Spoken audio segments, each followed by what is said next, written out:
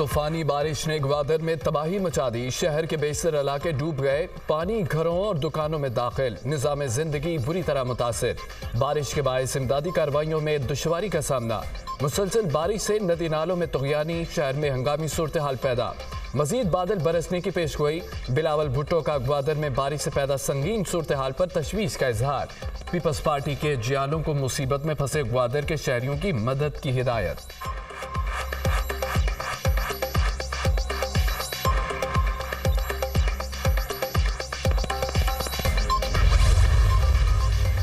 पूरा ग्वादर शहर पानी में डूबा हुआ है। लोगों के घर तबाह हो गए, वो मुश्किल में हैं। माहीगीरों की कश्तियां तबाह हो गई। ग्वादर को आफतज़दा करार दिया जाए। हम अपने लोगों के साथ खड़े हैं। उम्मीद है वफाकी हुकूमत मदद को आएगी। NDMA और PDMA आगे आए, मदद करें। सेनेटर कायदा बाबर की गुफ्तगू।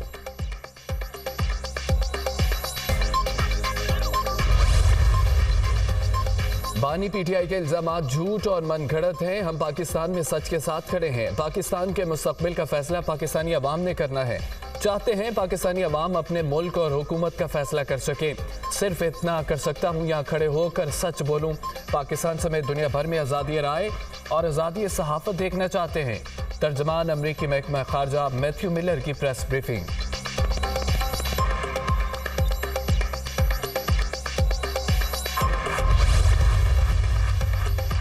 खैबर पख्तूनख्वा और बलोचिस्तान असम्बलियों के इजलास आज होंगे। नौ मुंतखब अरकान सूबाई असम्बली हल्फ उठाएंगे। स्पीकर और डिप्टी स्पीकर खैबर पख्तूनख्वा के इंतखाब के लिए कागजात नामजदगी भी आज जमा कराएंगे। उम्मीदवार शाम 5 बजे तक कागजात नामजदगी सेक्रेटरी असम्बली के पास जमा कराएंगे। सेनेटर सरफराज भुट्टी ने सेनेट की सीट छोड़ दी। सेनेटरशिप से इस्तीफा दे दिया। BAP के सेनेटर प्रिंस उमर अहमद जई ने भी सेनेट की नशिस्त से इस्तीफा दे दिया। दोनों अरकान बलोचिस्तान असम्बली में आज बतौर MP हल्फ लेंगे। अख्तर मेंगल का सूबाई असम्बली की नशिस्त छोड़ने का फैसला। अख्तर मेंगल NA 256 और PB 20 खुजदार पर कामयाब हुए थे।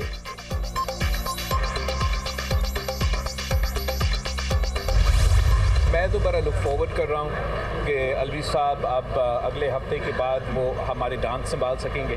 जो प्रेसिडेंसी है उसकी बस की बात नहीं। इम्कान ये है कि ना सिर्फ वो अदम एतमाद के वक्त आइन तोड़ने वाला मुकदमा होगा, असम्बली को नहीं बुलाया तो वो भी एक और मुकदमा होगा। सदर सरदारी ने तो ये पैगाम दिया कि जो रेकन्सिलिएशन का प्रोसेस वो करेगा उसमें PTI शामिल होगा। मैं समझता हूँ जो उसमें मुश्किलात होगा वो इतना कि आज तक PTI मानने को तैयार नहीं है कि हमसे कोई गलती। सदर आरिफ अलवी पर आइन तोड़ने के 2 मुकदमात होने चाहिए। एक अदम एतमाद में असम्बली तोड़ने और दूसरा इजलास ना बुलाने पर मुकदमा होगा। आरिफ अलवी आइन तोड़ रहे हैं, अपना फर्ज भी नहीं निभा रहे। सदारत आरिफ अलवी को की बस की बात नहीं। बहुत सारे कानूनी मसाइल आरिफ अलवी के लिए मसाइल पैदा करेंगे। आइन में लिखा है कि हर हाल में 29 फरवरी को इजलास होना है। अफसोस अवाम ने मुझे वज़ीर आज़म बनने का मैंडेट नहीं दिया। पीपल्स पार्टी हुकूमत बनाने की पोजीशन में नहीं। आसिफ जरदारी को सदर मुंतखब कराएंगे। सियासतदानों को आइनी दायरे में रहना चाहिए, वरना 9 मई जैसे वाक़यात होंगे।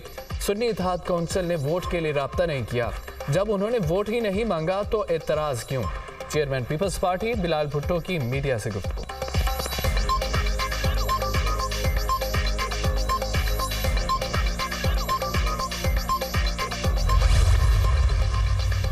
21 दिन के बाद इजलास बुलाने का इख्तियार सदर के पास नहीं रहता। सदर एक बार फिर आइन शिकनी करना चाहते हैं तो उनकी मर्जी। आर्टिकल 91 बहुत वाज़ेह है। इलेक्शन के बाद 21 दिन में इजलास होना ज़रूरी है। सदर समरी पर दस्तखत नहीं करते तो मतलब वो नहीं चाहते इजलास हो। जिन अरकान का नोटिफिकेशन हो चुका, स्पीकर ने उनका हल्फ लेना है। बलोचिस्तान असम्बली के इजलास में नून लीग और पीपल्स पार्टी ताउन करेंगे। बलोचिस्तान में भी वज़ीर आला, स्पीकर, डिप्टी स्पीकर मिलकर मुंतखब करेंगे। चाहते हैं JUI बलोचिस्तान और वफाक में साथ चले। सब जमातें मिलकर चलती हैं तो मुल्क मुश्किलात से निकलेगा। सेनेटर इसाकदार की मीडिया से गुफ्तगू।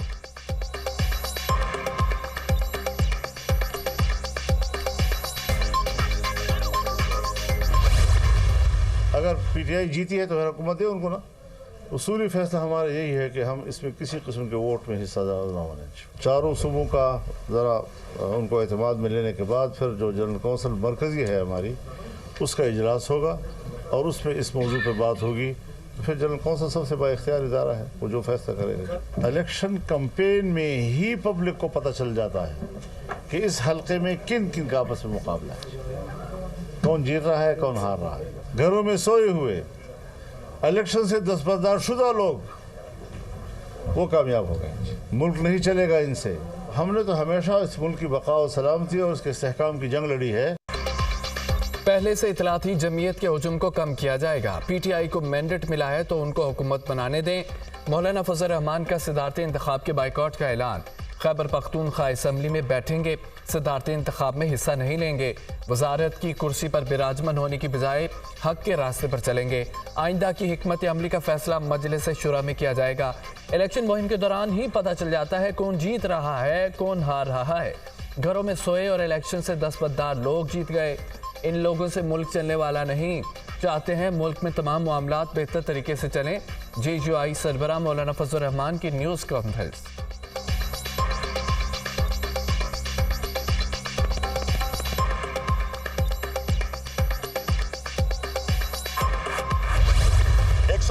से 180 सीटें जो पाकिस्तान तहरीक के इंसाफ की आई हैं उस पे उन्होंने कट मारा है। उसके खिलाफ इंशाअल्लाह ताला बरोज 2 मार्च हफ्ते के दिन हम लोग पाकिस्तान में मुख्तलिफ पार्टीज के साथ मिलके एहतजाज करेंगे। तहरीक इंसाफ ने स्पीकर और डिप्टी स्पीकर कौमी असम्बली के लिए उम्मीदवारों का ऐलान कर दिया। Aamir Dogar speaker, Junaid Khan deputy speaker के उम्मीदवार होंगे। PTI का 2 मार्च को मुल्क भर में एहतजाज का ऐलान। इंतखाबी धांधली के खिलाफ असम्बलियों में भी एहतजाज करेंगे। उमर अयूब की मीडिया से गुफ्तगू। हम ग्रैंड अलायंस की तरफ जा रहे हैं। तमाम पार्टियों को 1 पॉइंट एजेंडा पर इकट्ठा करेंगे। हमारा 1 पॉइंट एजेंडा साफ और शफाफ इलेक्शन और लेवल प्लेइंग फील्ड है। आईन और कानून आवाम को हक देता है, इस पर डाका नहीं डालना चाहिए। फैसले बंद कमरों में नहीं हो सकते। जो वज़ीर आला पंजाब बनी है उनके पास मैंडेट नहीं। हमारे वोटों को तब्दील करके मुस्लिम नून को जितवाया गया। PTI रहनुमा असद कैसर की media talk.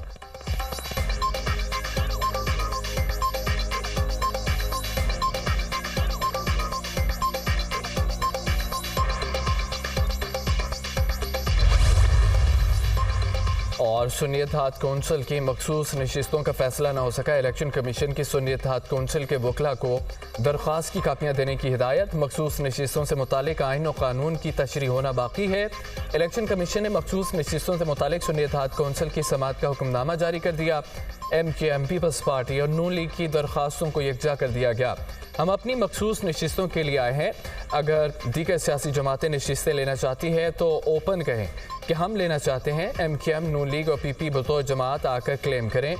Barrister Ali Zafar के दलाइल। मखसूस नशिस्तों से मुतालिक केस की समाअत आज फिर होगी। इलेक्शन कमीशन ने तमाम पार्लिमानी पार्टियों को नोटिस जारी कर दिए।